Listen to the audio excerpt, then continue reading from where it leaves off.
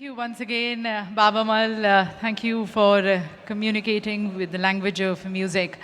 And truly, ladies and gentlemen, music has no boundaries. It crosses the boundaries, geographical boundaries, touches your heart and soul. It is so compelling and so appealing voice of Baba Mal. He's also going to be performing for us in the evening. Right now, as I extend greetings to all of you on behalf of the Ministry of Environment, Forest and Climate Change, Government of India, thanking all of you for having joined us in this high-level segment of COP14. Today, ladies and gentlemen, we are just about to start with the inaugural session of this high-level segment, and joining us is our Honorable Prime Minister Modi, joining us in a short while from now. So may I request all the people who are still standing, kindly take your seats. People who are standing in the aisles, a special request to them to kindly leave the aisles unoccupied, people on the sides. We also have the arrangements which have been made in hall number 6 and 8. You're requested to kindly move in those halls in case you are not able to find a seat here. There's going to be live communication there also. You can see and view all what is happening here. The Honorable Prime Minister is expected at 10:30. And in the hall, he's expected at 10:40. So we need to have the house in order. If I can request everyone to please take your seats. And ladies and gentlemen, we are here in Greater Noida. This is actually the suburbs of Delhi. You're almost at the center of Uttar Pradesh. This is Uttar Pradesh, one of the second largest state of India. You are on almost equidistance from the Taj Mahal, and on the other side, of course, the historic monuments of Delhi.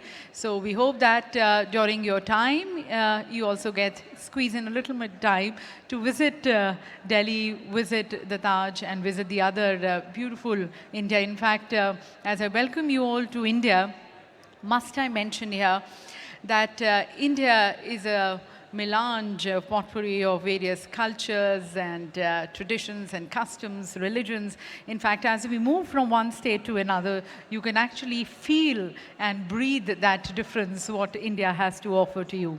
India happens to be a very exciting place, a place full of colors, colors in the form of the way we dress up also.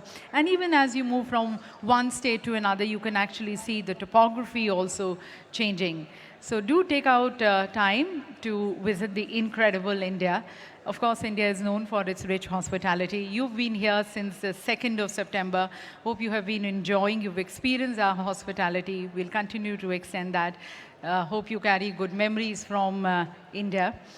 And ladies and gentlemen, we are all present here to address one of the major crises or challenge which the world at large is facing. We are all aware of the land degradation of desertification, and that is where 197 parties, 196 countries along with EU have been coming together almost after every 2 years, organizing COP so that we can address this crisis, we can work together. This is a platform which invites our collective vision, our views, our approach, our plan, our resolve, so as to create a beautiful world. We had our Honorable Minister, Shri Prakash Javadekar ji, the Honorable Minister who is also the COP14 President. During the inauguration, he had mentioned that these are the hands who have created this kind of a mess here. And these are the hands which have the capability and the potential, along with the intellect, technology, and everyone coming together, that we can work towards addressing and arresting land degradation and desertification. That is where we thank each one of you, all the heads of the countries having joined us, the Honorable Environment Ministers from various countries present with us. Almost 160 countries are participating here. We have also the environmentalists, the technologists, the other stakeholders who are present with us, who have been playing a very important role, a huge contribution which they have been playing towards addressing land degradation. We are all aware that the topsoil, which actually takes so many years, so many centuries to build and to be formed, once it gets washed away, it not only brings in the problems of land degradation, but also poverty, huge migration. And as per a study which has also been done, land degradation in tandem with climate change and biodiversity loss is going to be resulting almost 700 million people who are going to be migrated by 2050. That's the kind of world or planet which we are leaving for our future generations. So this is the right time that we address it. And must I also mention here that we also have the mystique Sadhguruji present with us. He, ladies and gentlemen, is, if I can say, he's also an environmentalist. The Rally for Rivers, which he has been working, he's been trying to address again this problem of land degradation. It's a blessing to have him here with us today. And each one of you, in fact, each one of you stands extremely important. Your contribution stands extremely important towards creating a beautiful planet, a planet which we have inherited, and probably the same planet we should be handing over to our future generations. That's something, even a small thing which we can do for our people, for our children. It's going to be making a huge difference. So I welcome you all once again to the 8th day of COP14, as we are about to begin with the high-level segment. I would also like to draw your attention to the logo of COP14. Now, this is a logo which has been very artistically and very thoughtfully which has been designed. It has been designed by Ayush Naresh Kumar. In fact, he was appreciated and recognized by our Honorable Minister of Environment, Forest and Climate Change, the COP14 President, Mr. Prakash Javadekar ji. He had appreciated him when we were celebrating the UN Day to Combat Desertification on the 17th of June.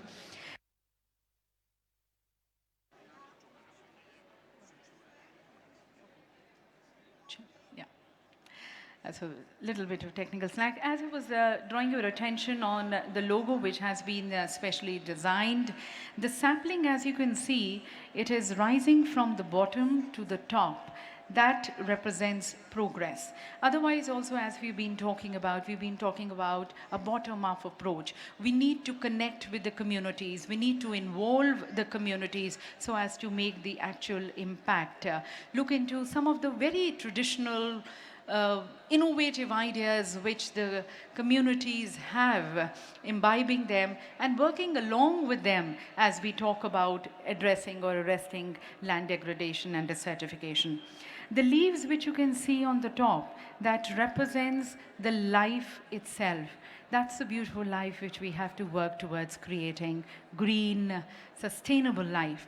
The sun rays, though you can't see the sun here, the sun rays represent hope. And, as Swami Vivekananda ji has said, what is the worst thing after having lost everything? And Swami Vivekananda ji said that the worst thing of after having lost everything is of losing hope, because it is through hope that you can actually get everything back. So the sun rays which you see here, they represent hope. And the importance of all the three elements, we can see the sun, we can see the water, the land, all three. There is linking, there's convergence, there's synergy between the three elements as we talk about creating life. The hand which you can see here, this is the hand which, as it goes from the bottom to the top, that's the human involvement.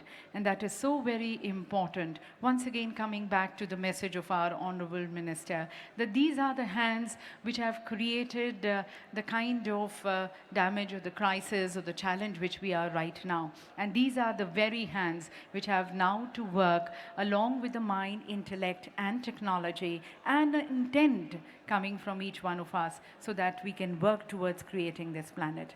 It's a very circular design which the artist has created, and again that represents and symbolizes the global outreach, it symbolizes inclusiveness. So this is a very specially and a thoughtfully designed logo of COP14, which is there, which you can see it on the backdrop. I will just also quickly take time to go through and visit all the days which we have had starting from the inauguration. We started on the 2nd of September. And must I mention here, ladies and gentlemen, that we started on a very auspicious day as per our Indian calendar.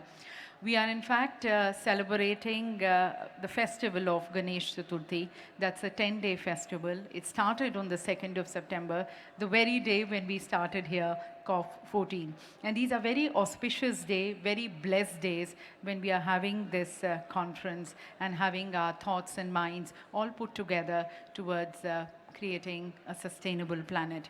So on the 2nd of September, we inaugurated COP14. It was inaugurated jointly by our Honorable Minister, who's the COP14 President, along with Mr. Ibrahim Thiaw, the Executive Secretary of United Nations Convention to Combat Desertification. And as you all know, UNCCD is known as the mother convention of the 3 Rio conventions. Our Honorable Minister also had mentioned during the time when he was inaugurating the various initiatives which the Government of India particularly has been taking under the leadership of our Honorable Prime Minister. Must I again mention here that we Indians, we associate so much to our land. We respect our land. We call the Mother Earth, Dharti Ma, and Janani, someone who has given birth to us. Even when we buy a property or buy a land, we first have the prayer. We do a puja, praying to the land and bestowing all the goodies to us. So that's the kind of attachment or the importance we associate with the land. And even our Honorable Prime Minister, during the Independence Day celebration this year, he had in fact urged to the farmers so as to reduce the usage of fertilizers, so as to take care of the Mother Earth. Honorable Prime Minister has also been very sincerely working. We're all aware that the world at large is facing the scarcity of water. India is also facing, and that is where we are taking some now proactive steps. We are looking into more of these again, the traditional methods of conserving water.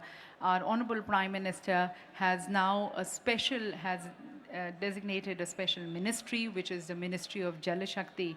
Initially, we had the Ministry of Water Resources, which was clubbed with the other ministries, but now a very dedicated concentration towards conserving water has been there, and towards that, the Honorable Prime Minister has now designated a ministry, that's the Jal Shakti ministry, which is working in that direction. Under the leadership again of our Honorable Prime Minister, there have been various other programs which have been initiated, again which have been more towards addressing land degradation, arresting it. And we have the Pradhan Mantri Fasal Bima Yojana. This is actually an insurance scheme so as to protect the produce of the farmers. We also have the Soil Health Card scheme, pretty much similar to the health card which all of us have, talking about the health about ourselves. That is where we have the soil health card, and probably India is the only country which has the soil health card scheme. There's also the Soil Health Management Scheme, the Pradhan Mantri Krishi Sinchai Yojana, which is the irrigation scheme for the farmers, per drop, per crop. Again, all of them have been aimed towards reducing land degradation. India, as you might be aware, has also taken up the Born Challenge, where India has decided to restore almost 13 million hectares of land by 2020. Another 8 million hectares are going to be added by 2030. So our Honorable Prime Minister, ladies and gentlemen, has been fighting climate change, addressing water security, water scarcity, food scarcity, and at the same time, he's working towards building a new India which is aiming to become a $5 trillion economy by 2025, but at the same time brings in a promise of a growth which is resource-oriented, which is environmentally sustainable, and yes, at the same time, which is equitable. During the inaugural session, Mr. Ibrahim Thiaw, the Executive Secretary of UNCCD, he had mentioned again that almost 6,000 participants who are present in COP14, in fact, as I know, they are more than 6,000 now. We have the task and a responsibility towards addressing the challenges being faced by the vulnerable population, almost 3.5 billion people. And that is where the importance again of COP14 lies. Our Honorable Minister of State, who was also present in the inaugural session, Mr. Babul Supriyo, had mentioned that India has again been working towards increasing the tree cover, and that is where almost 8,000 square kilometers of tree cover has been added in the last 5 years, which is again a big success towards land restoration. The day 2 of COP14 sees deliberations on science and technology, and it took a review of the implementation of the convention. We had the quick meeting on the day 2. Also, the key discussions were like climate co-benefits of programs to combat land degradation were also organized. Day 3 witnessed again a multitude of discussions on land and drought management. Also, the discussion on the need for a specific indicator for strategic objection on drought was also discussed at large. We also had the Global Mechanism Group, which was a side event which was organized to address and to talk about land degradation neutrality. We all know that's a major target of the Sustainable Development Goals 15, and the major countries of the world have committed themselves towards achieving land degradation neutrality. India has also committed itself, and we are going to be hearing a lot more on it from our Honorable Ministers as they join us in this important session. Day 4, we had the open dialogue session on inclusion of activities of civil society organizations. There was also a science day which was inaugurated, where the outcomes from the recent scientific assessment of climate change, biodiversity, and also land degradation were featured. We also had the 14 African countries which came together, and they launched the initiative of the 3S, that is sustainability, security, and stability. All three aiming to address again land degradation, restoring land, creating green jobs for migrants and for vulnerable groups. Day 5, we reflected upon the importance of organic agriculture in combating land degradation. Again, I would like to mention here that our Honorable Prime Minister has been urging, he's urged the farmers also to reduce the usage of fertilizers, switching over to organic farming so that we can protect our motherland.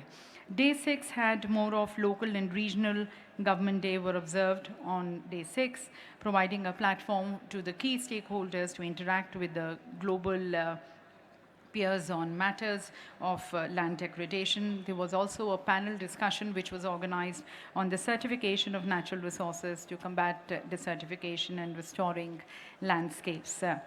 Day 7, which was yesterday, our Honorable Minister, the Union Minister he's also the Minister of Information and Broadcasting and the Environment, Forest and Climate Change, the COP14 President, Mr. Prakash Javadekar. He had a bilateral meeting with China. And as we are talking about the countries coming together towards collectively addressing it, so both the countries had looked into the opportunities of cooperation where they can both bring out and share their best practices and the work which they have been doing in this direction so that collectively we can work in the direction of addressing land degradation. And day 8, which we are right now today, and we are going to be starting with this high-level meeting, high-level segment of COP COP14, which is going to be actually leading us towards adopting the Delhi Declaration. Every 2 years as we meet, we discuss and we plan a way forward, which we try to address in these 2 years.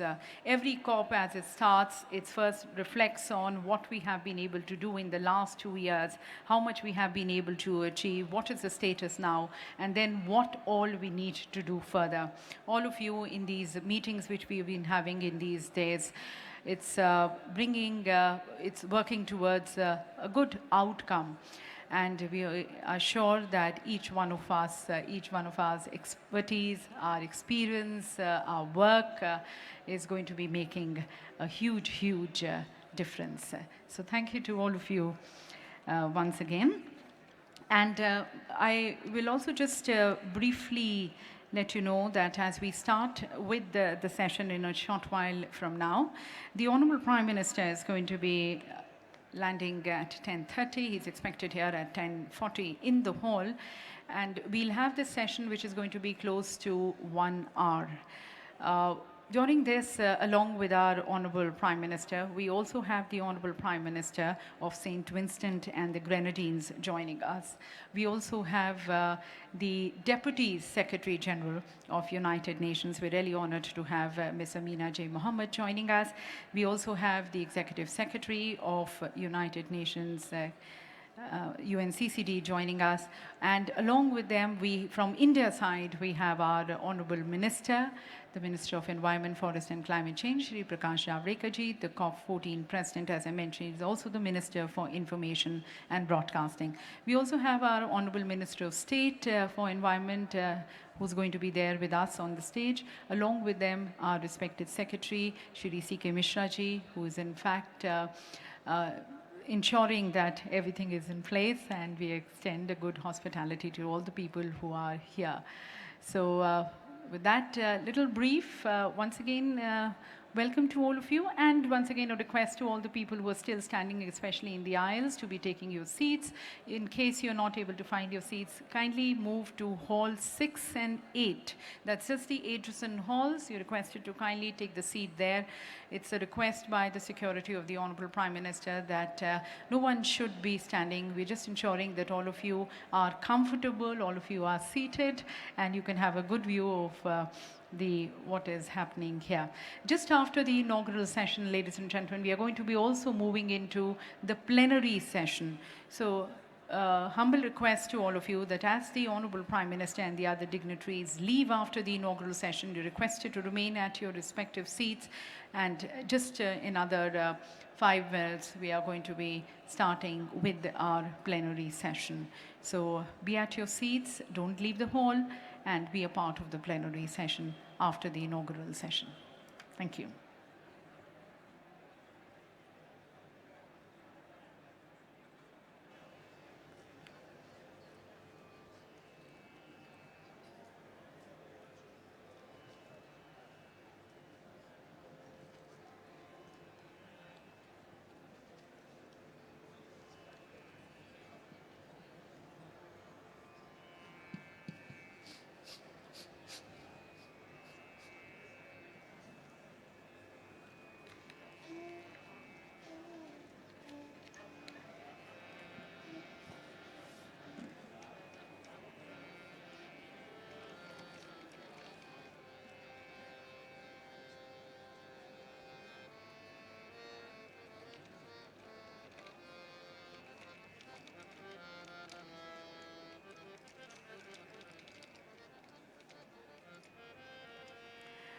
Ladies and gentlemen, in the evening we also have a cultural program wherein we are going to be giving you a little taste of India through its dances and music, introducing you to the different states, the vibrancy, the spirit, the festivities, the excitement of these states through the medium of dance and music. And after that, we are again going to be having Baba Mal, who's going to be performing for us. He just performed, the artist coming all the way from Senegal. And as I mentioned that he's an artist who's been using this medium of music and songs, communicating to people, creating awareness about AIDS, creating awareness about youth development, poverty alleviation. So he's also going to be performing for us, and a lot more is going to be happening in the evening. It's going to be a great, exciting evening. We look forward to having you all also in the evening. And I would also like to just draw your attention on the sides. We have our artists from the Bureau of Outreach Communication, from the Song and Drama Division of the Ministry of Information and Broadcasting. As we start with the inaugural session, they're also going to be performing for us. So we also welcome them and thank them for joining us here. Ladies and gentlemen, as you can see on your screens, the Honorable Prime Minister is already in the complex. He's going to be joining us anytime now. If I can request all the people in the aisles, if I can, once again, a very humble request, if you can take your seats, please don't be standing. Please take your seats. The Prime Minister is going to be joining us anytime now.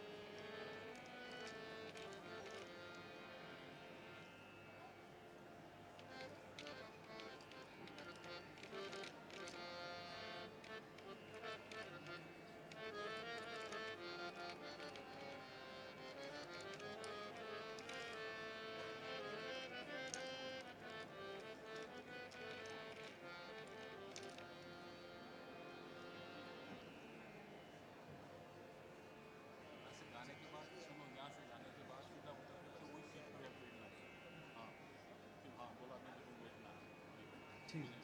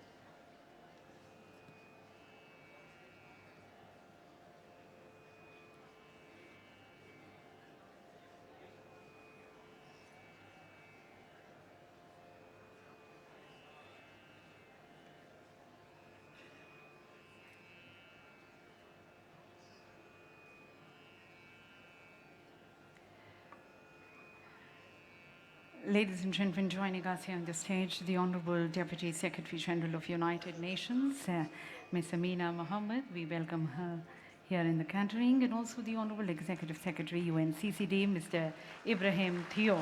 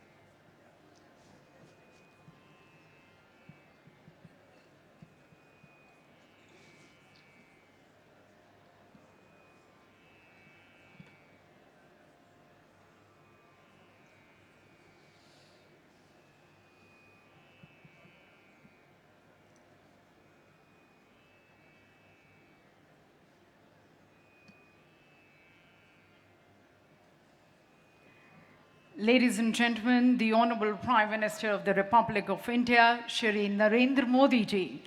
Let's join in welcoming the Honorable Prime Minister Modi, an outstanding global environmental change maker, recognized by the United Nations Environment Programme as the champion of the earth, the highest United Nations environmental honor.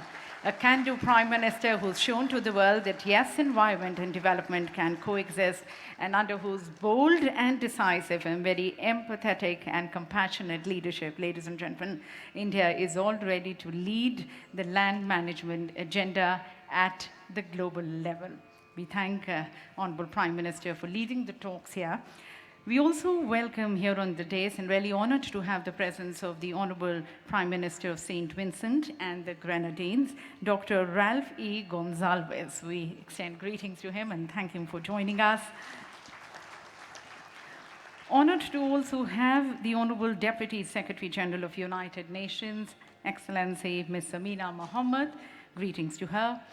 Honorable Executive Secretary, United Nations Convention to Combat Desertification, Mr. Ibrahim Theo.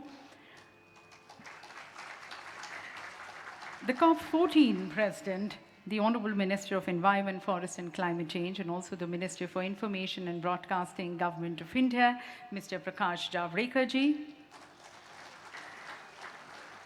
The Honorable Minister of State, Environment, Forest and Climate Change, Government of India, Mr. Babul Supriyo. And respected Secretary, Environment, Government of India, Mr. C.K. Mishra. And Excellencies, ladies and gentlemen, also good greetings and a hearty welcome to all of you in this very important session, the high-level segment of COP14, as all of us come together. And in fact, if you see, this is the beginning of defining our resolve, our plan and action till the time we meet again the next 2 years with the next COP as we work towards adopting the Delhi Declaration at the end of this segment. And as it is the beginning, let's mark its auspicious inauguration as per the Indian traditions and customs by seeking the blessings of the Supreme Power, the blessings of Lord Ganesha, Vignaharta as we call him, and also the Lord of many happy new beginnings. So we begin with the Ganesh Vandana, and we have the artists from the Bureau of Outreach Communication, Song and Drama Division of the Ministry of Information and Broadcasting, helping us commune with the Almighty.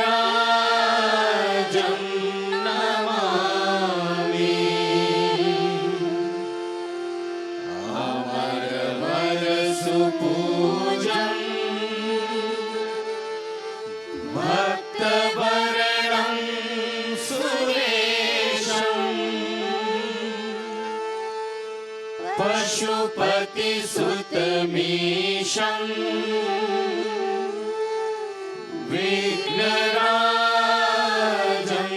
Namami अभयवरदहस्तं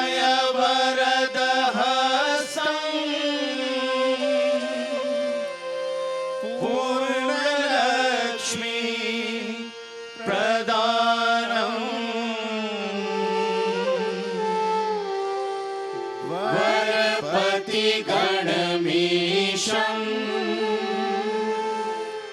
श्रीगणेशं Namami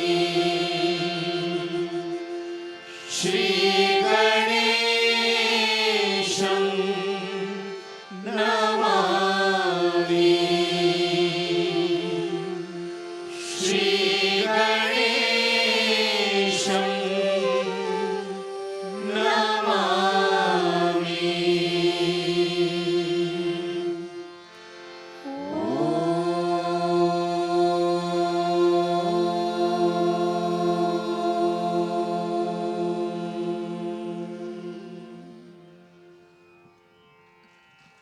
These shlokas, ladies and gentlemen, infuse so much of energy in the air.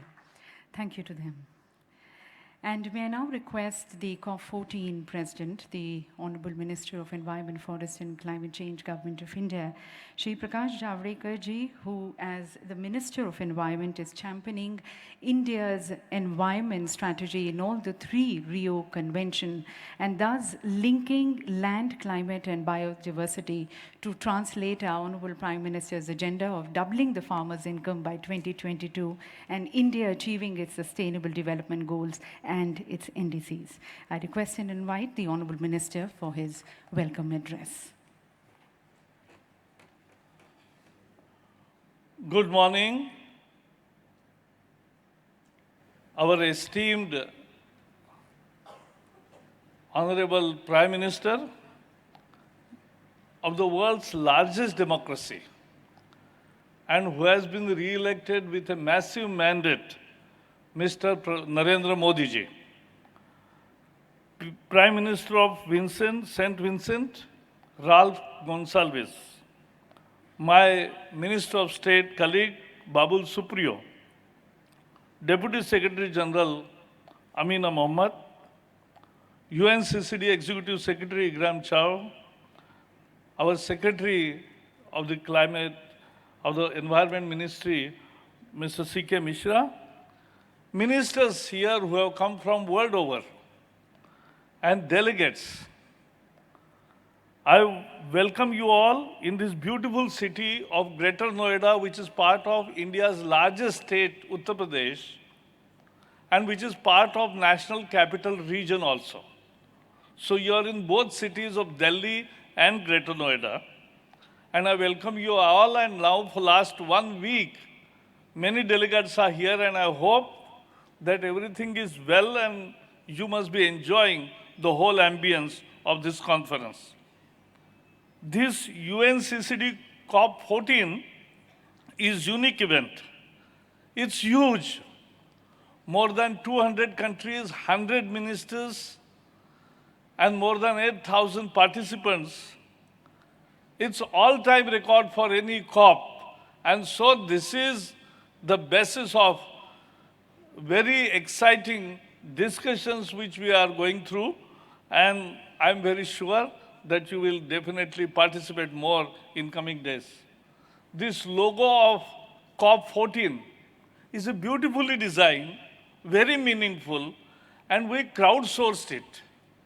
One young, passionate environmentalist has come out with this unique design, and therefore we have made it, and you must have liked this.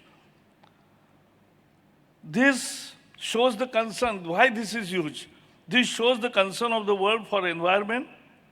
In Rio, all the three conventions, UNFCCC, CBD, and UNCCD came into existence, and then we started a joint journey. The deliberations are rich, and we'll come out with appropriate and ambitious Delhi Declaration on the last day, that is tomorrow, which will ensure speedy restoration of degraded land for sustainable growth. UNFCCC, as I am Minister for Climate Change also, we were part of the Paris. But that's a global problem and requires global action and global solutions. And therefore, there are nuances, there are hard negotiations, and there are commitments which they go on commas and semicolon also. But this CBD, biodiversity and UNCCD, combating desertification, have to be national goals and national action. So I saw more unity, learning from each other, and sharing best practices. So that's a difference between these three climate conferences. India's Prime Minister's commitment to sustainable development for environment to protect 5 elements, earth, sky or space, water, fire, air, is full and complete. I have seen him in action for the last 5 years. His role in Paris summit was a leading role. And when the penultimate day there was no solution in sight, all world leaders discussed and he played an important role to arrive at an amicable solution. He put before the world 2 different concepts of lifestyle and climate justice. He came out with India's ambitious program of 175 gigawatts of renewable energy, which will be 40% of our energy capacity. So this was a huge step. World never believed, but we are already on the track and we have created nearly half of our target of 175 gigawatt in renewable energies. That's huge. We have also, he has promoted Solar Alliance, those between Capricorn and Cancer. All the countries have been brought together and the Solar Alliance is working fine.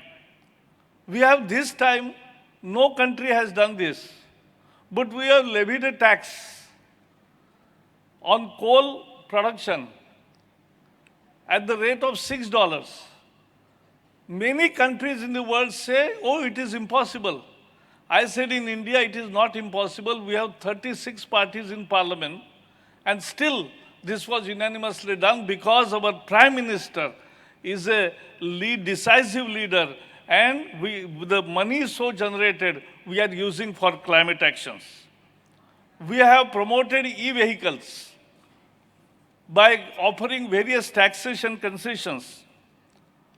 We have also, he has now, in this Modi's government's 2.0, which has started 3 months ago, has established a water resources ministry, and this has to brought water.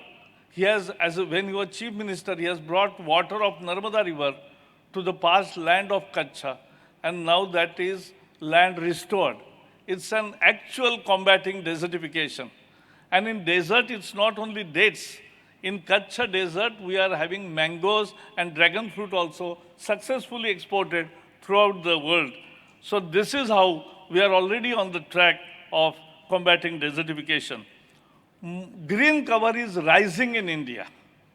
We have 24%, but in last 5 years, we have increased by nearly 15,000 square kilometers, and we are inching towards our target of having 33% cover.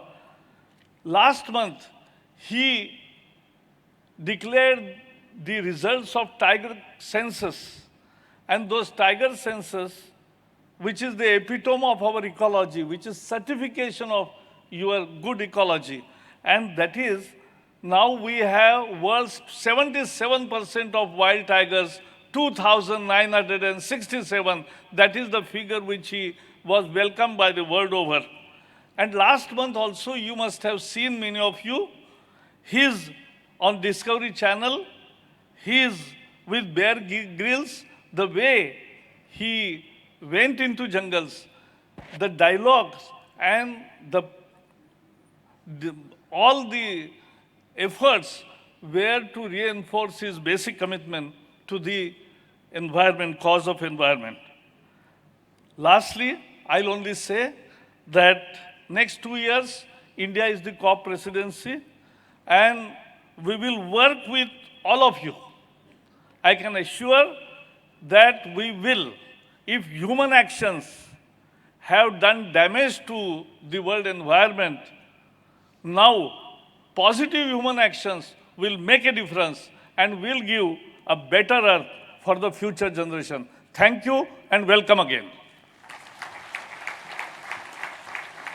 Thank you, Honourable Minister, sir, for highlighting the various initiatives which India is taking under the leadership of Honourable Prime Minister Modi towards ensuring a growth which is resource-oriented, environmentally sustainable and equitable, taking care of our flora and fauna.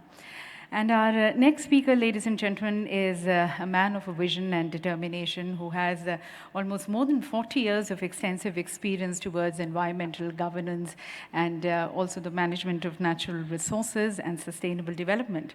In fact, he advanced the recalibration of the United Nations Integrated Strategy for the Sahel as a special advisor to the Secretary General for Sahel. He also served as the Assistant Secretary General and the Deputy Executive Director of the United Nations Environment Programme, where he was instrumental in shaping the organization's strategic vision and the mandate. The personality in expression, ladies and gentlemen, is Excellency Mr. Ibrahim Theo, the Executive Secretary of UNCCD, whom I now request to kindly address this August gathering. He, ladies and gentlemen, is going to be speaking in French and English, so you can use your headsets. Thank you.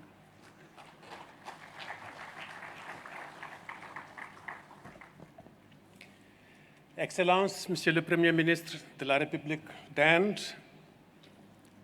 Narendra Modi, nul pays autre que l'Inde était mieux placé pour abriter cette 14e conférence des partis. Celle-ci est une rencontre charnière. Elle marque le jubilé d'argent de la Convention des Nations Unies sur la lutte contre la désertification, tout en s'inscrivant. And it is also placed with a view to the 2050 horizon. India, this incredible country, is the junction between tradition arising from rich civilizations and modernity, characterized by innovative technological progress, the information superhighways, the wonder of Bollywood, Bangalore, or even the plans for intelligent cities in Chandigarh, Nagpur, or Pondicherry. India is a country of diversity, a country with many facets. It is just as much a country of biodiversity as it is a country with arid lands. It is just as much a country of resilience as a country that refuses to accept the faith. India is a country with hospitable people, where in the streets people welcome you spontaneously with a smile on their face, their lips saying Svadgay. Excellency Dr. Ralph Gonsalves, Prime Minister of St. Vincent and the Grenadines, Ms. Amina Mohammed, Vice Secretary General of the United Nations, ministers, in particular, the chair of the COP13, Your Excellency Jean Violon, Minister from China, distinguished heads of agencies represented here this morning, in particular, the Administrator of the United Nations Development Program, the Executive Director for the United Nations Development Program, the Executive Director of the Global Environment Facility, the Executive Director of the Green Climate Fund, my dear colleague, Executive Secretary of the Convention of Biological Diversity, Mr. Ovais Ahmad, Deputy Executive Secretary of the Convention on Climate, Mr. Rene Casar-Salazar, Assistant Director General of the FAO, dear colleagues from the United Nations, Distinguished Minister of the Environment, Forest and Climate Change of India, Mr. Prakash Javadekar, thank you for being here with your team and for being such a hospitable host. We have, through your hospitality, welcomed over 1,500 participants, and never before has a COP for the UNCCD hosted as many delegates and world leaders. Ladies and gentlemen, I ask you kindly to join me in expressing our gratitude to the Republic of India.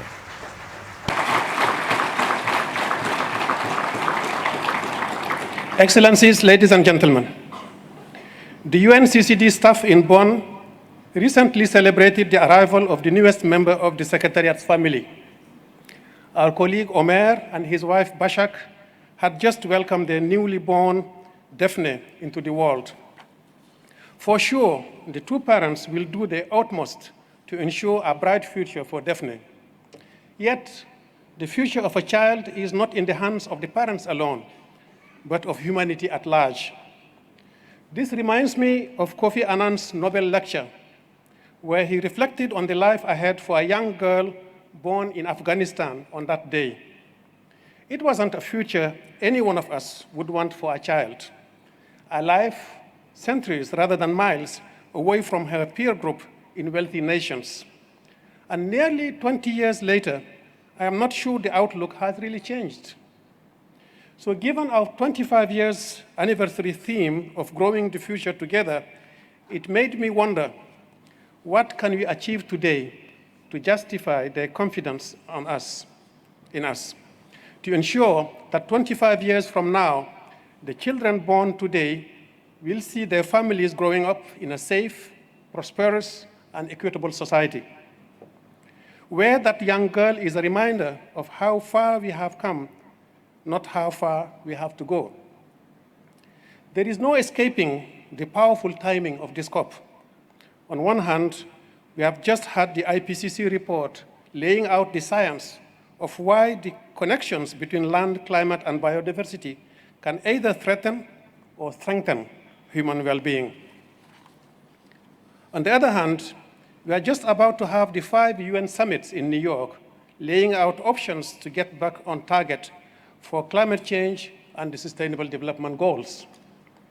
So the agreements we reach here about how to restore, protect, and manage our land on a massive scale, and how to trigger a seismic shift in private sector partnerships to make it happen, can immediately help ramp up the ambition of action plans for everyone involved.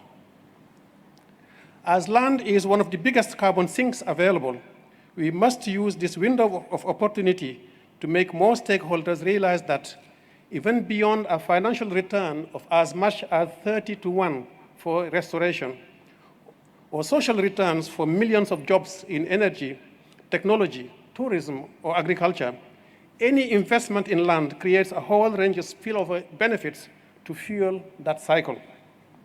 For example, restoring 350 million hectares of degraded land by 2030 could generate up to $9 trillion in ecosystem services and sequester up to 26 gigatons of greenhouse gases.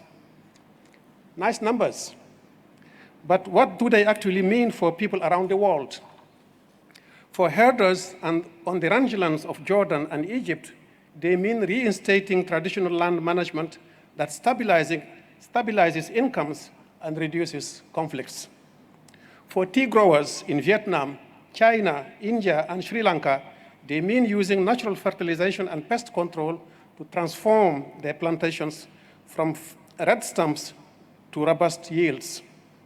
For rice farmers in Madagascar, they mean swapping slash and burn monoculture for a basket of techniques that could see their crops diversify and grow by 40%.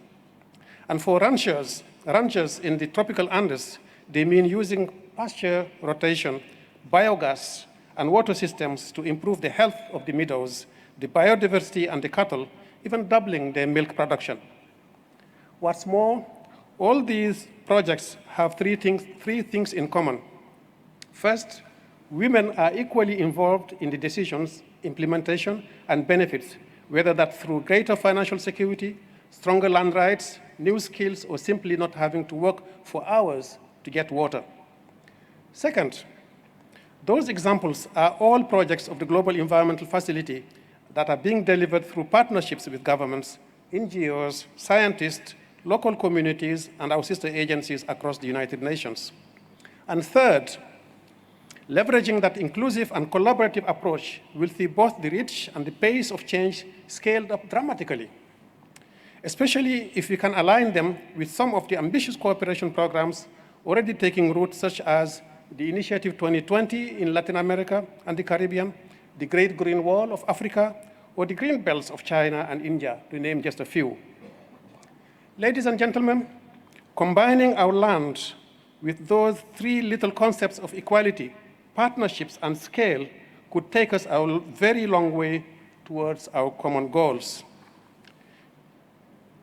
Just a year into this century, Kofi Annan's remarks acknowledged that we were already violently disabused of any hopes that progress towards global peace and prosperity is inevitable. When he asked us to confront it, we nodded, applauded, and carried on as before. So by the time that young girl he spoke of reached her teens, we had degraded over a fifth of our land, putting climate change and poverty on a fast track with inequality and insecurity.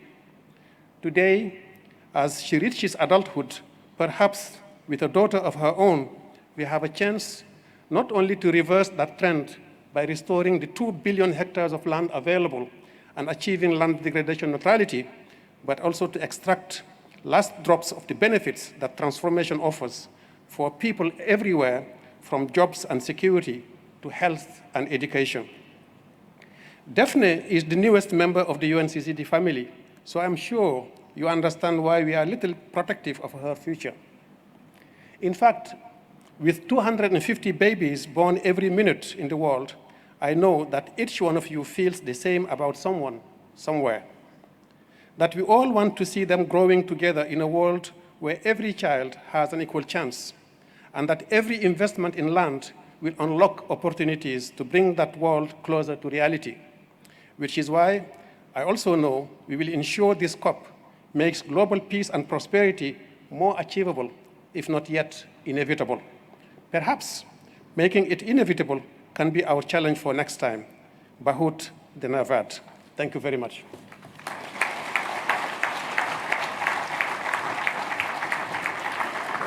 Thank you, sir, for your message and also reminding us that each one of us have a greater responsibility for someone, somewhere, and towards creating a planet and a growth which is more equitable and sustainable. Thank you so very much. And now, ladies and gentlemen, it's my honor to request our next speaker, who earlier as the Environment Minister of Nigeria has played a very important role towards Nigeria's efforts on climate action and on sustainable development. Prior to this, she's also been the special advisor to the then Secretary General of United Nations, Ban Ki-moon, on the post-2015 development agenda, and she has been instrumental in bringing in the 2030 agenda for sustainable development and the sustainable development goals. Presently, ladies and gentlemen, she is in the most coveted position of the Deputy Secretary General of United Nations. It's my pleasure to be inviting and requesting Excellency Ms. Amina J. Mohammed to kindly address this august gathering.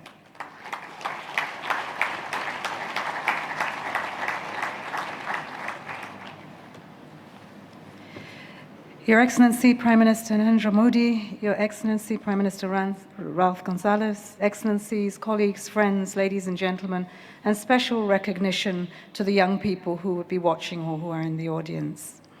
My deep appreciation to the Government of India for hosting this conference, and in particular to Prime Minister Modi for his vision and his leadership. To the Executive Secretary, my brother Ibrahim Tio, for the opportunity to highlight the unprecedented expectations on your work here. These times are not normal, and they are critical, and we need to start a massive effort to take the solutions that we are discussing here today to scale, to move beyond the negotiation and the planning to action and impact, individually and collectively at the country level. We've already used a third of our time frame to deliver on the 2030 agenda, and we've just 2 weeks to galvanize the urgent action ahead of the summits in New York. And we have the 3 inextricably linked Rio Conventions on land, biodiversity, and climate, which were created to trigger that action, but are still not reaching their full potential. The latest scientific data shows that the massive effort is painfully overdue. A quarter of our greenhouse gas emissions come from land degradation. 1 million species face extinction, threatening ecosystems that provide everything that we eat, we drink, and we breathe. And the lives of half of our people on this planet are affected by desertification, land degradation, and drought. What's worse is that the unhealthier our land becomes, the more dangerous the implications will be for all of us.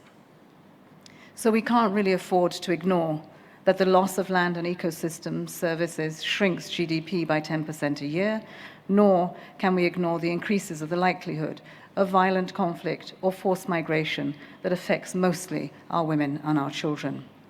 And those risks, with millions of people already feeling the effect, are spreading across the planet. From the dip in Germany's industrial output because drought hit the Rhine shipping last year, to the soil loss costing the United States up to $44 billion every year, from the forest fires of the Arctic or the Amazon, to the sandstorms and the droughts in the Middle East or the Sahel, and from the small island states and coastal communities that are fraying around the edges, to the Himalayan communities where women and girls spend more time collecting firewood than they did when this convention was born. Right across the planet, when the land suffers, so too do the people. Yet if we act with a sense of urgency and ambition, that the same land holds a credible number of solutions that we are all looking for. Solutions that will let people thrive, not just survive. And I believe everyone in this room and beyond is committed to that. To my mind, we can do 3 things to step up the ambition, speeds, and results of our action. First, let's try to move out of our silos, our individuality, that constrain us, and our ambition. Cooperation and action that delivers multiple benefits must be a priority for all of us. For example, we know that 820 million people are still going hungry, and that crop yields are dropping as demand for food is set to increase by 50% in the coming decades. Restoring 150 million hectares of farmland could feed 200 million more people every year. At the same time, it would provide greater resilience and over 30 billion a year in increased income for small stakeholders, and sink an additional 2 gigatons of carbon dioxide a year. Second, let's deploy and invest our resources wisely. A few days ago, the UN Global Compact and the Italian energy company Enel announced the first general purpose bond linked to the SDGs. It raised $1.5 billion. That means it was 3 times oversubscribed. It certainly signals a strong demand, and we should encourage more companies to follow suit. It is all great news until you realize that land degradation is costing us trillions of dollars every year and adding to the very emission problem the bond is trying to solve. We must make the investments in this land degradation, particularly in our low-income countries, to stop the preventable losses. If we restore the land, we put our investments into nature-based solutions that we know will work, that deliver for UNCCD, but also for the nationally determined contributions under the UNFCCC, and let nature and biodiversity flourish. The third, build more innovative partnerships to scale up the impact of individual and collective action. Look at the tea growers the Executive Secretary just mentioned. They are expanding restoration techniques. In India, over 500,000 tea workers are working with Trustia to transform their farms and their futures.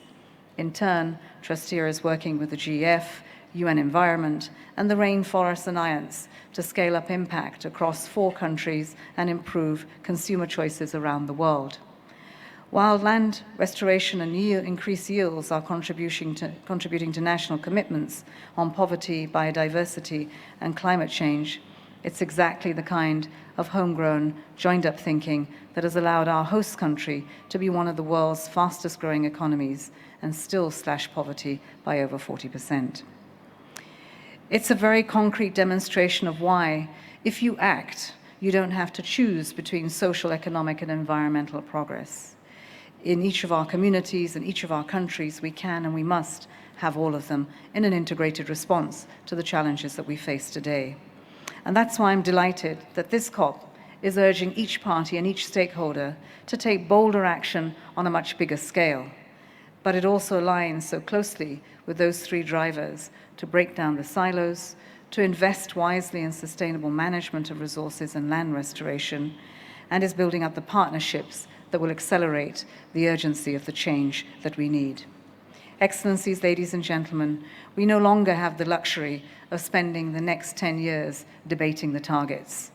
We have 2 weeks to move our common agenda in the right direction, to bend the curve on a planet of less than 2 degrees towards action and impact. We can start with one opportunity: one child, Daphne, one woman, one man, one tea farmer, one business, one land restoration project. Then we scale it up, speed it up, join it up. It is in these critical times that our individual and collective responsibilities will be needed now, even more than they ever have been. It's a massive effort, but together we can lift and achieve the aspirations of the climate agenda. I thank you.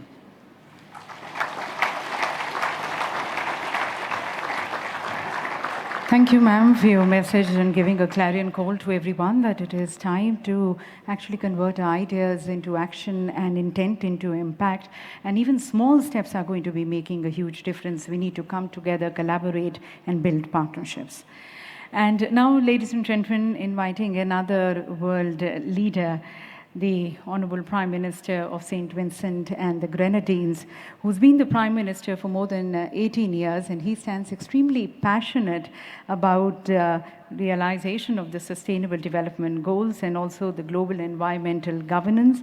He, ladies and gentlemen, is also an authority on the politics of climate change. I request Excellency Dr. Ralphie Gonsalves, the Honorable Prime Minister of St. Vincent and Grenadines, to address this august gathering.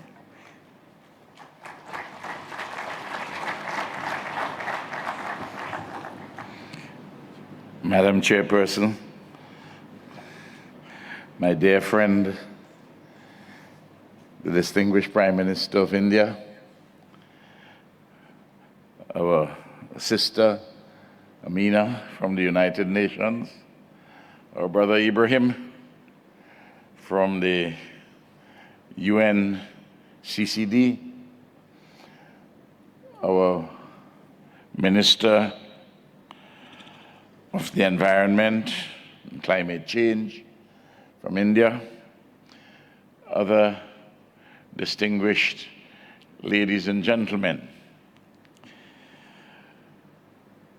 I first of all would like to say how happy I am to be here in India.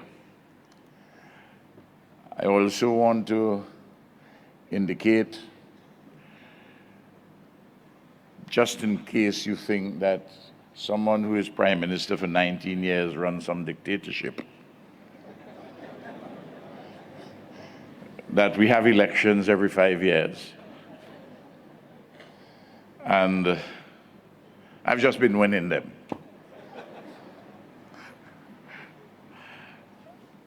I want also to see if I can add some value to what has been said already.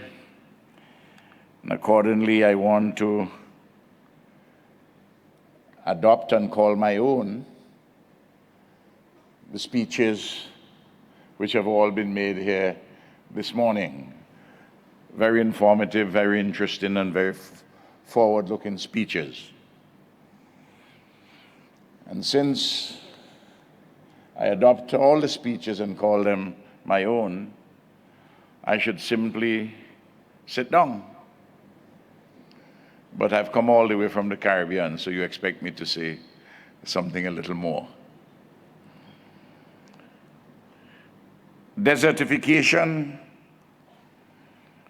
has been authoritatively identified as the greatest environmental challenge of our time. And climate change is making it far worse. Both climatic variations and human activities have caused, engendered, or facilitated land degradation in arid, semi-arid, and dry, subhumid areas, which in turn have resulted in extraordinary misery, human suffering, and extreme poverty. The veritable two horsemen of the apocalypse, land degradation and climate change, undoubtedly pose an existential threat to humanity, civilized life and living. The science in these respects definitively and unanswerably details the contours and more of this existential threat and its potentially dire consequences. Yet, the collective responses of nation-states globally have not measured up adequately or sufficiently to the enormous tasks at hand so as to obviate disaster.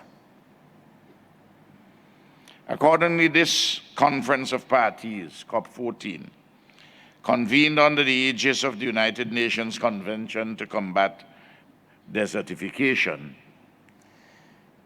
is a seminal staging post in humanity's quest for a better and sustainable condition of our lives, living, and production. I want to thank the Executive Secretary of UNCCDC,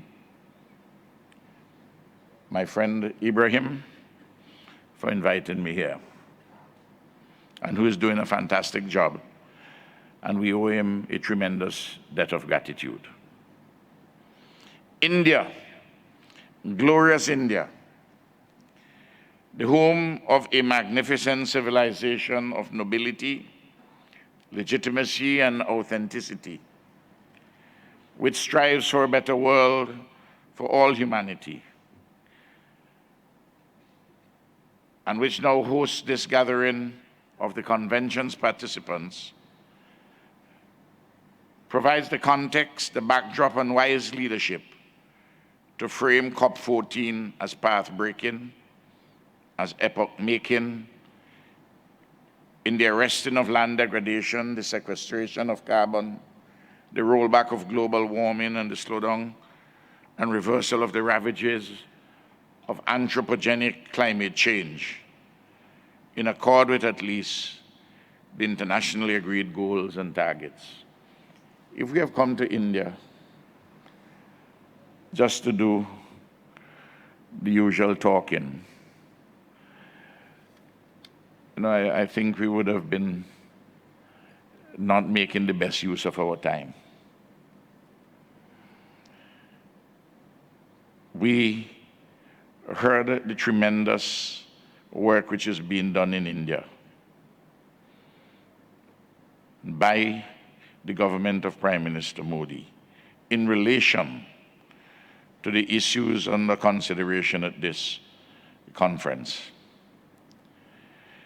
that we, each of us, individually and collectively, must resolve ahead of UNGA and all the assessments which were taking place. We must resolve to make this COP14 path-breaking and epoch-making. Each of us, we must reflect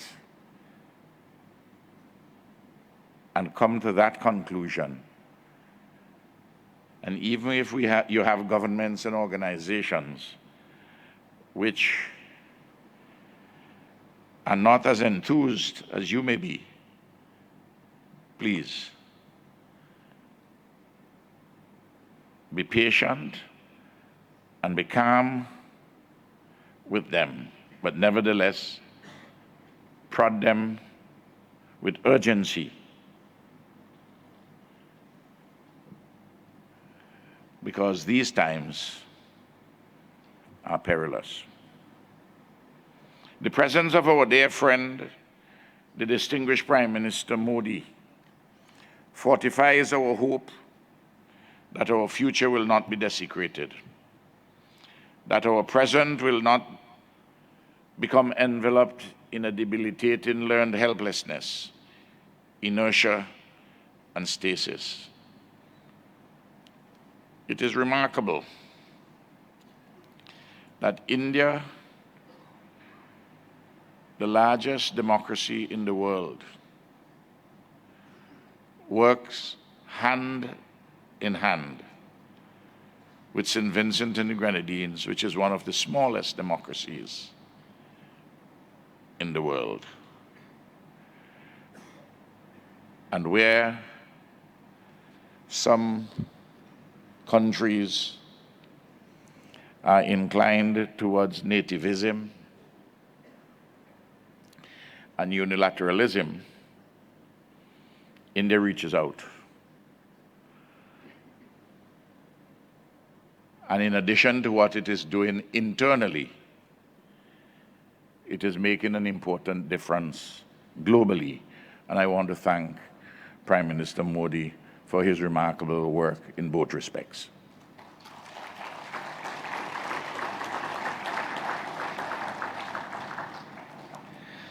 I just want to say this parenthetically.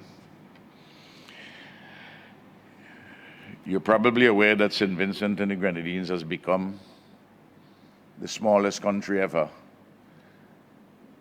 to win the right at the General Assembly to sit on the Security Council, the United Nations. And I want to thank the Prime Minister for the tremendous support that India gave to our campaign. And we will begin sitting from January the 1st next year until the end of 2021. And we intend to use our position on the Security Council to address the security consequences of climate change and land degradation. The trilogy of international conventions focusing respectively on biodiversity, land degradation, and climate change ought always to be viewed as an integrated whole, since each is inextricably connected with the others. And since we want to make this conference epoch-making and path-breaking, we have to be truthful and honest. We have to accept that much of the international community is too often considered UNCCD, despite its seminal importance, as a kind of proverbial unwanted offspring without legitimate paternity and undeserving of proper maintenance. You know, when we create our children, when we make them, the old distinction as to whether you're born in wedlock and out of wedlock no longer exists. But we have created UNCCD, and we don't quite treat it as legitimate, and we don't quite help it to be properly maintained so that it can survive and develop and carry out its mandate. We don't do that to our children. I don't think we should do that to the UNCCD. But despite the fact that the UNCCD has been treated in less than a wholesome manner, the truth is that land and its protection from rapacious degradation constitute the core upon which rest the life-sustaining pillars of water, food, forests, shelter, clothing, and energy. So that let us bring UNCCD to the center stage. It is not a sideshow. It is the fulcrum of humanity's main event. The recent global controversy regarding the veritable fires of Babylon in the Amazon is a poignant reminder of the importance of our land and our forests. So land in its bewildering complexities go hand in hand with biodiversity and climate change. Thus, more than ever, the voices of the international community must ring out loud with the necessity and desirability of land degradation neutrality, its targets and measures. We have accepted these. Enwrapped in all this are the vital issues touching and concerning poverty, infrastructural development, bushfires, deforestation, unsustainable agricultural practices, coastal erosion, pollution, natural disasters, the efficacious application of science and technology, capacity building and education, and a robust legislative and regulatory framework. All of these things demand substantial resource allocations. Look, they're not going to come from countries which can barely feed their populations. Their resources have to come from countries which have the more developed economies, and which have a history of relationship with poorer countries. And the resources, if we are serious with what we agreed upon, the 17 Sustainable Development Goals adopted in September 2015 at the General Assembly of the United Nations, it is agreed that we must have a partnership. And if we're going to have a partnership, we can't seriously expect that those who, for a variety of historical reasons,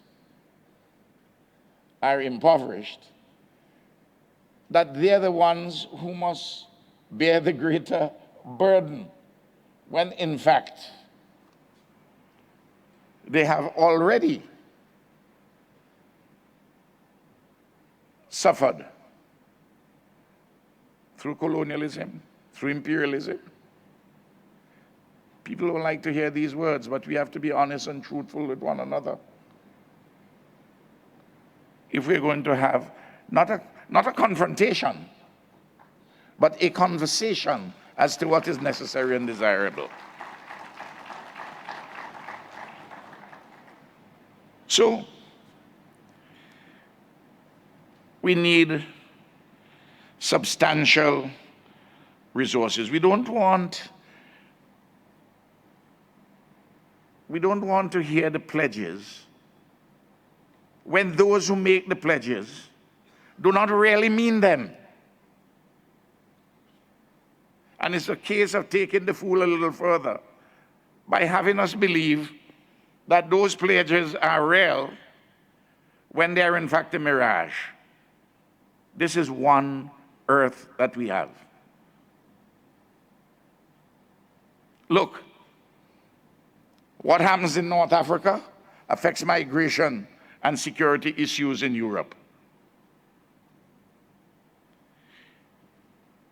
It is in everybody's interest that these matters be efficaciously addressed. There is nowhere else for us to hide.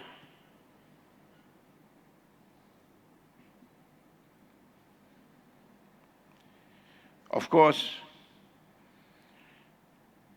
in this partnership, it is also our responsibility in the less developed countries to mainstream land and land development into the overall development, sustainable development processes, so that we don't get a free pass. We have our own obligations and our own responsibilities. It is an often mistakenly held belief, in fact a serious misconception, that the UNCCD has little or nothing to do with small island developing states, because deserts are the province of continental Africa and Asia, but not of the islands, for example, in the Caribbean and the Pacific. The truth is that land degradation and drought affect all and sundry places. We have heard the examples given by Amina. We have heard them by Ibrahim. We have heard from the minister, the distinguished minister from India. Look, Haiti is part of a Caribbean island, and it is a proverbial poster child for historic land degradation, which has led to much impoverishment of an extraordinary nation, the land of the heroic Black Jacobins. But you know, many persons say that Haiti, they're responsible for all what is happening there themselves. But when you take into account that when the Haitian Revolution established the state of Haiti, defeated colonialism, slaves, the first successful slave rebellion in history, the departing colonial power, France, subsequently imposed reparations from the very slaves, the ex-slaves, for they having freed themselves. And they had to make those payments for over 100 years. Those are realities. And when you see Haiti, we have to make sure that the international agencies, the developed countries, and especially those who have a historic responsibility in relation to Haiti, seek to explore a genuine partnership for the correction of historic wrongs and for assisting us in developing a better future.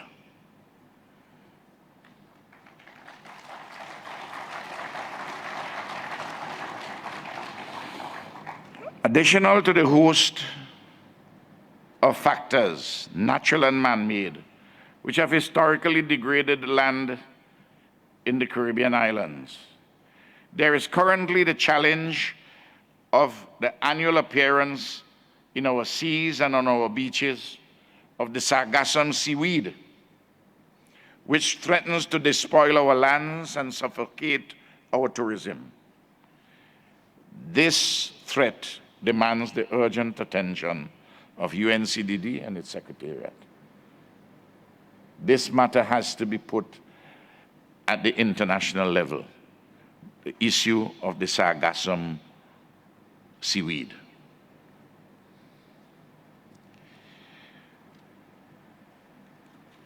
Much of the land degradation in small island developing states is directly related to and caused by climate change. And we know the issues: global warming, the rise of the level of the sea, the battering of the coastal areas, the damage to our rivers and their banks, landslides and deforestation, horrendous hurricanes and storms of increasing frequency and ferocity. They're all connected with climate change, to which our SIDS contribute little or nothing. In domestic law, if you have a nuisance which comes from your land onto my land, and it could be a nuisance by noise, by water, it could be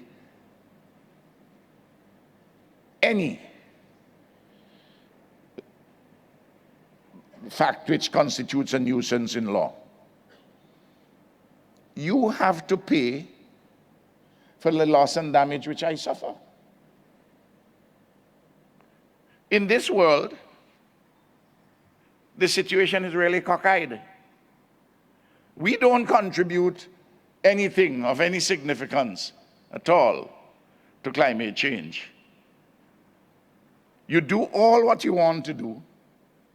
I'm talking about developed economies, cause damage to us, and then all you want to do is to provide SOPs. I am advising, not in any confrontational manner, that all of us have to work together at this. Otherwise, we are going to come to grief. We have seen it happen before, and it could happen on a much larger scale. We must not allow short-sighted leaders of powerful countries not to recognize the truth of what I'm speaking here today in New Delhi.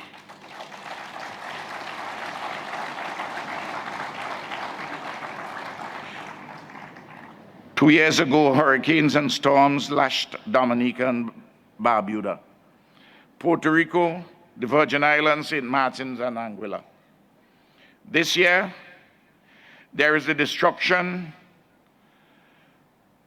and tremendous loss of lives on two islands in the archipelagic state of the Commonwealth of the Bahamas.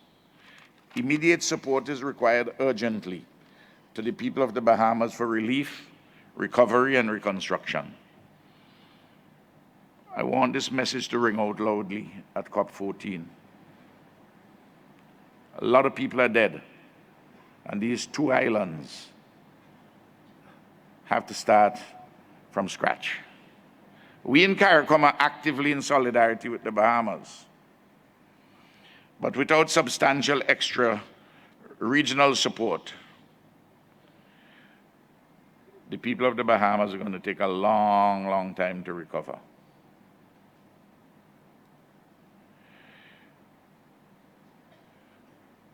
Our islands cannot truly survive if global warming exceeds 1.5 degrees Celsius above pre-industrial levels. And we are on course for much more than that. These are perilous times. A succession of leaders of religion, politics, science, business, and public administration have wisely advised over the recent decades, particularly since the Rio Summit of 1992, that the unsustainable extraction of resources from our lands and seas by a rapacious economic system hell-bent on private accumulation and profit, without regard for humanity as a whole, cannot continue. Yet, the international community seems relatively powerless to contain this unwholesome and unsustainable extraction of resources. Look, we got to be serious. We just can't take the pious statements anymore. Meaningful corrective action is required. You know it and I know it, for humanity's survival and sustainable development. I don't believe for 1 minute when I hear people tell me that this or that leader of a big country, or this or that big country, that they don't understand the science of climate change. I don't believe it for one moment. They know the science.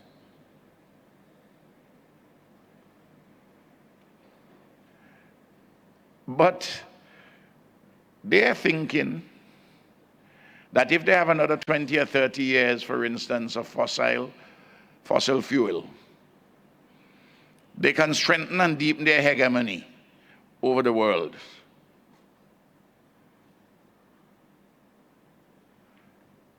I don't want you to give anybody a pass to tell them that they don't understand, because it's so simple to understand. It is their interests, their economic interests, which runs counter to their internalizing and understanding of the basic science in this matter.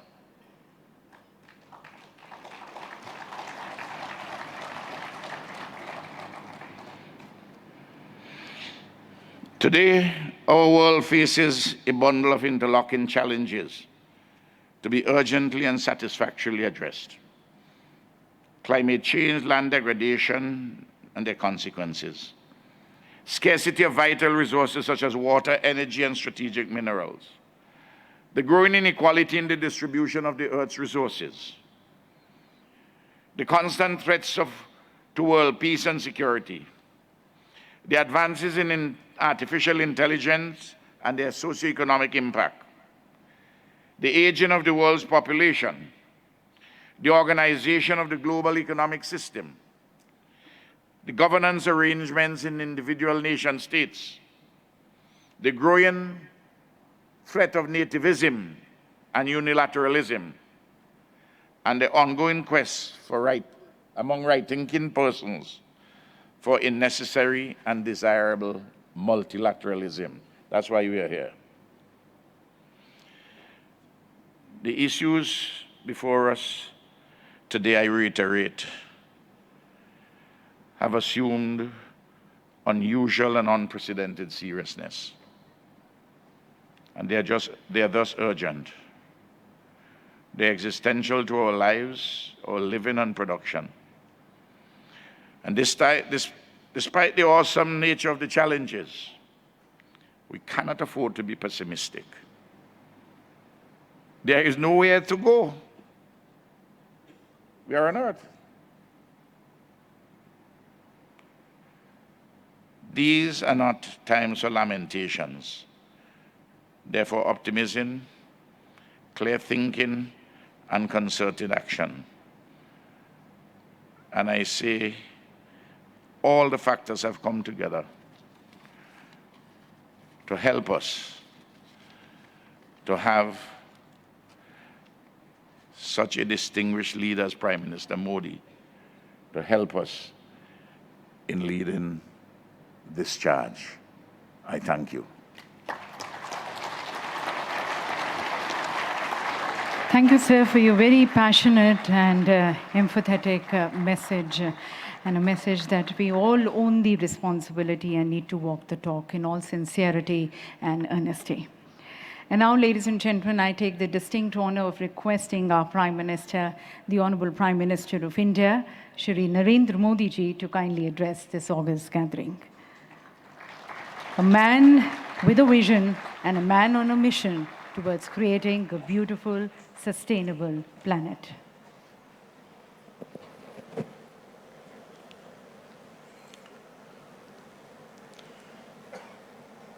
My friend Prime Minister Ralph Gonsalves,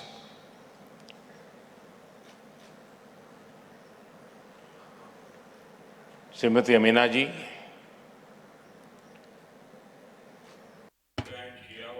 Mrs. Amina,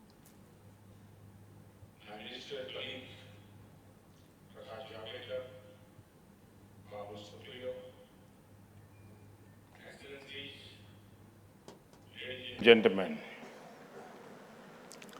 I welcome you all to India for the 14th session of the Conference of Parties to the United Nations Convention to combat desertification. I thank the Executive Secretary, Mr. Ibrahim Chiao, for having brought this convention to India. The record registration of this program reflects the global commitment to the task of reversing land degradation. India also looks forward to making an effective contribution as we take over the COP presidency for a 2-year term. Friends, for ages, we in India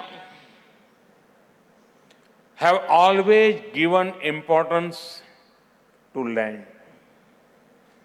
In Indian culture, the earth is held as sacred and treated as a mother. While getting up in morning,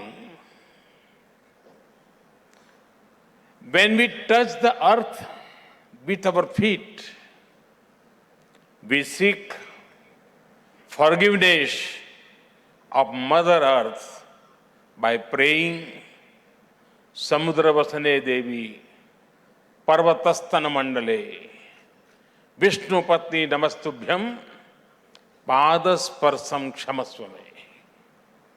Friends, climate and environment impact both biodiversity and land. It is widely accepted that the world is facing the negative impact of climate change. This is seen in a loss of land and plants and animal species, facing threats of becoming extinct.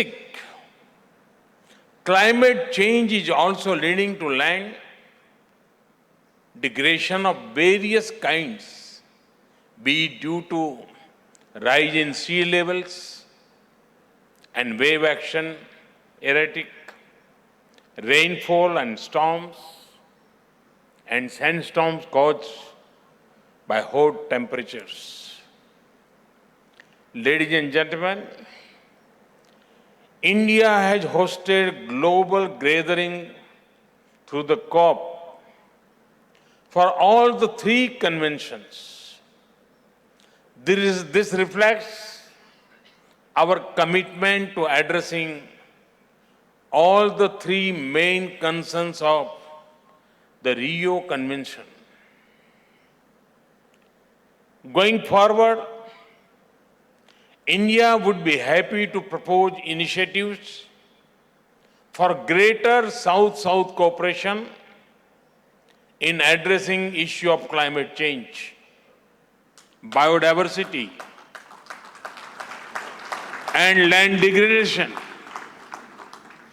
Friends, you will be shocked to know that desertification affects over 2/3 of the countries of the world. This makes a compelling case for action on land front. Combine this with the water crisis facing the world. Because when we address degraded lands, we also address water scarcity.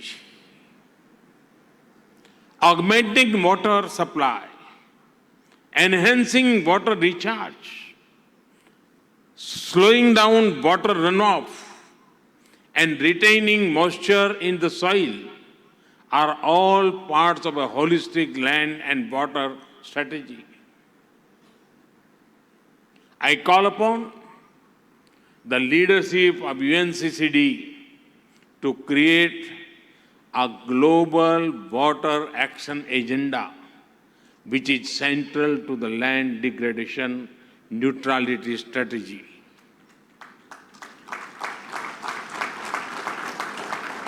Friends, restoring the health of land is critical for sustainable development. Today, I reminded of India's NDCs that were submitted at the Paris COP at the UNFCCC. It highlighted India's deep cultural roots of maintaining a healthy balance between land, water, air, trees, and all living beings. Friends, it would make you happy that India has been able to increase its tree cover. Between 2015 to 2017, India's tree and forest cover had been increased by 0.8 million hectares.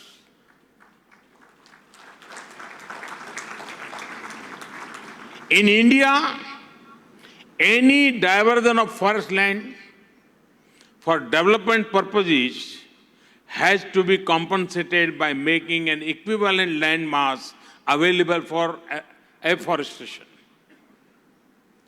It is also required a monetary payment of the value of timber which such forest land would have yield.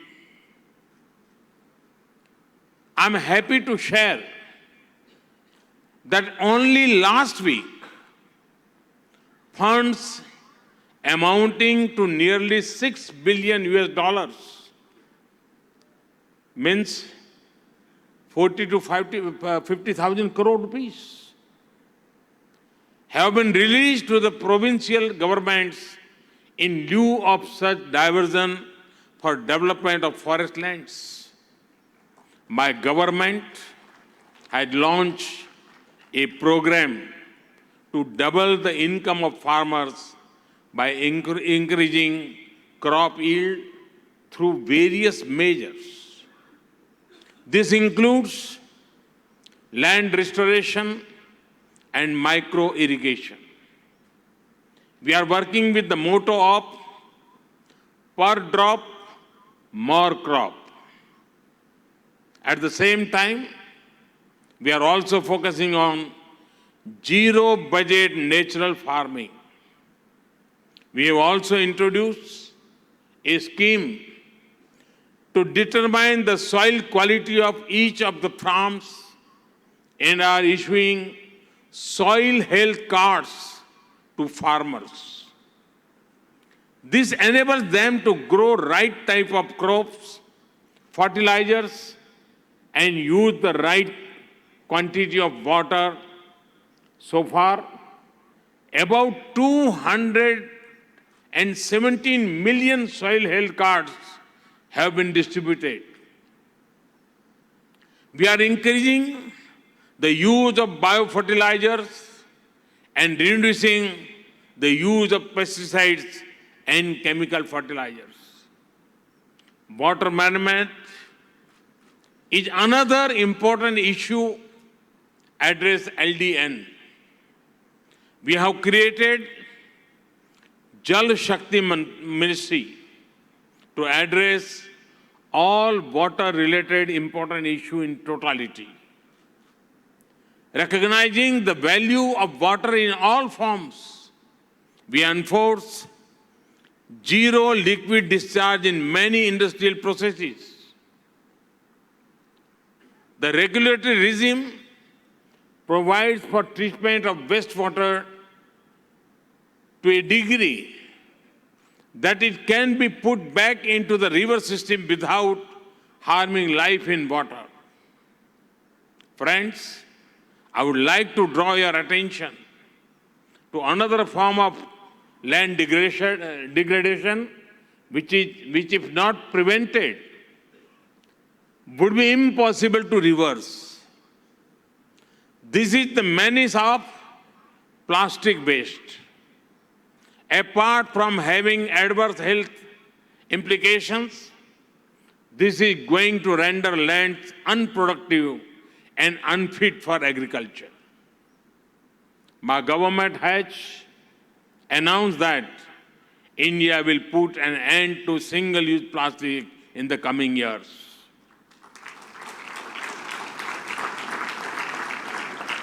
We are committed to development of environment-friendly substitutes and also an efficient plastic collection and disposal method.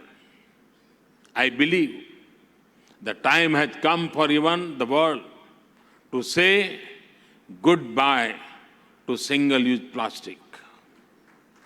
Friends, human empowerment is closely linked to the state of the environment.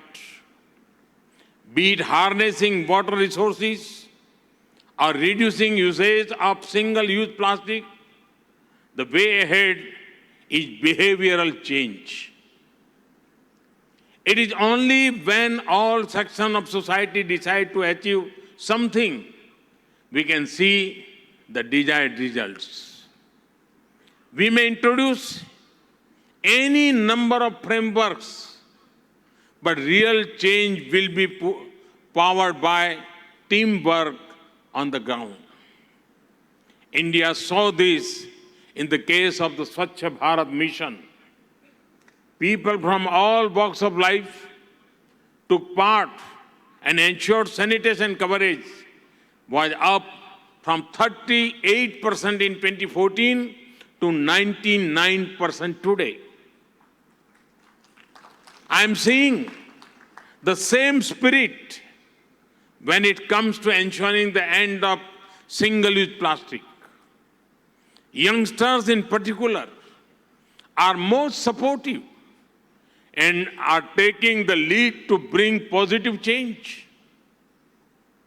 The media is also playing a very valuable role. Friends, I would like to make further commitment to the global land agenda. I also offer India's support to those countries who may like to understand and adopt some of the LDN strategies that have succeeded in India. From this forum, I would like to announce that India would raise its ambition of the total area that would be restored from its land degradation status from 21 million hectares to 26 million hectares between now and 2030.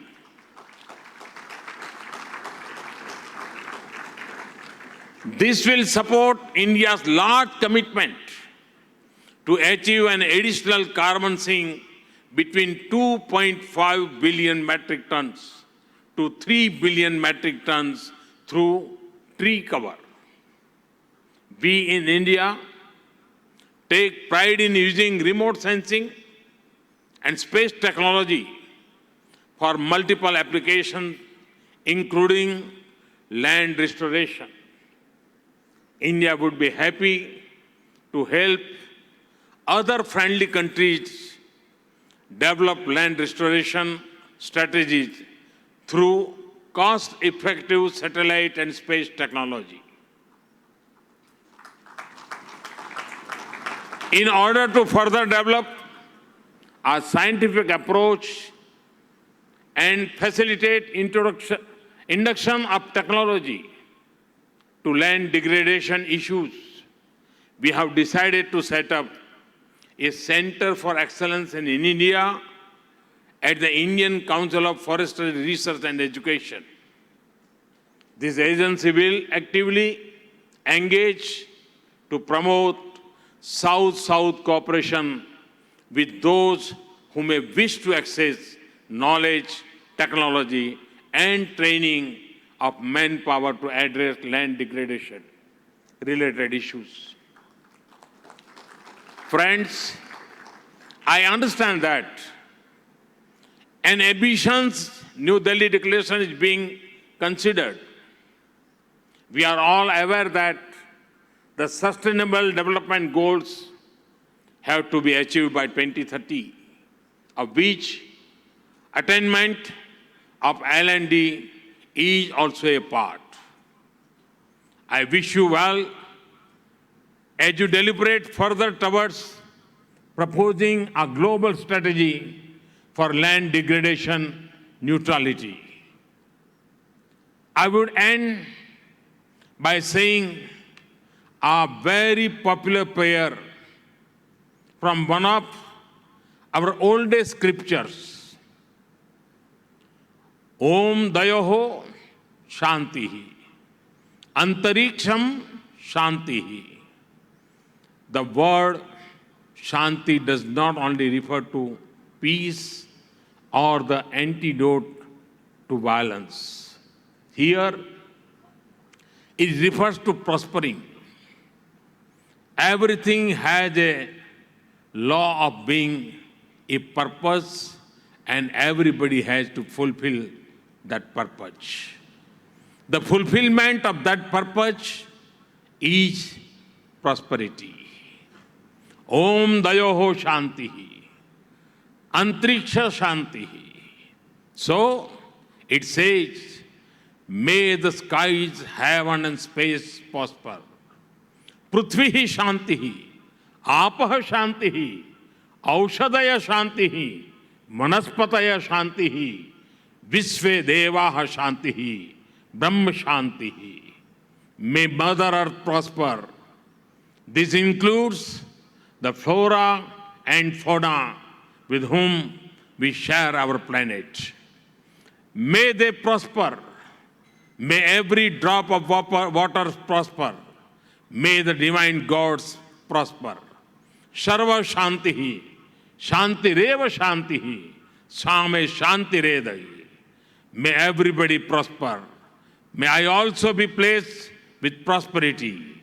Om Shantihi, Shantihi, Shantihi.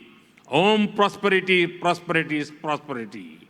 The thought and philosophy of our ancestors was all embracing and filled with a great thought. They realized the true relationship between me and we. They knew that prosperity of me can only be through prosperity of we. When our ancestors said we, they did not just mean their family or community or even just humans. It includes the sky, water, plants, trees, everything. It is also very important to know the order in which they are praying for peace and prosperity. They pray for the sky, the earth, the water, the plants. These are things that sustain us. This is what we call the environment. If this prosper, then I prosper. This was their mantra. Even today, this is an extremely relevant thought. With this spirit, I once again congratulate you for taking part in this summit. Thank you. Thank you very much.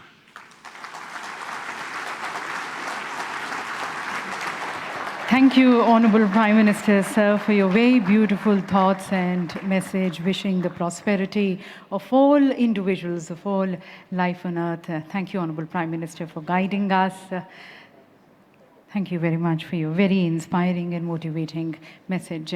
Ladies and gentlemen, we once again thank the Honorable Prime Minister for, in fact, dignifying and magnifying this event with his gracious presence and his message. Thanking once again to all the distinguished dignitaries here on the dais. With that, ladies and gentlemen, we close this high-level segment of COP14. And we hope that the messages, the guidance shared by each of the dignitaries on the dais, by the Honorable Prime Minister Modi, by Honorable Prime Minister Gonsalves, by Ms. Amina J. Mohammed, by Mr. Ibrahim Theo, and by our Honorable Minister, the COP14 President, will continue to guide us as we work towards framing the Delhi Declaration, bringing our collective vision, our energies, our actions. Actually, as was said, we need to walk the talk. We need to put in more of our sincere and earnest efforts in creating this more greener future for ourselves and our future generations.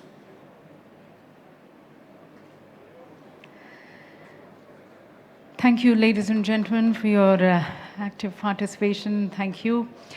And yes, the contribution of each one of us is going to be playing an important role. We are now going to be moving straight into our plenary session. So may I request you all to remain at your respective seats. Thank you.